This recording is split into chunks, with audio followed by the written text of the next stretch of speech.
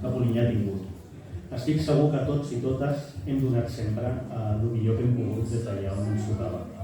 Per això avui la convidada d'honor és l'Amèrica, una persona que ha estat sempre compromesa amb Polinyà, tant des de l'alcaldia com des d'altres àmbits, una companya amb la que és un plaer parlar, debatre i escoltar tot el que pot aportar, i que la primera alcaldessa de Polinyà sigui avui la convidada d'honor és, com deia abans també, un reconeixement a la seva figura.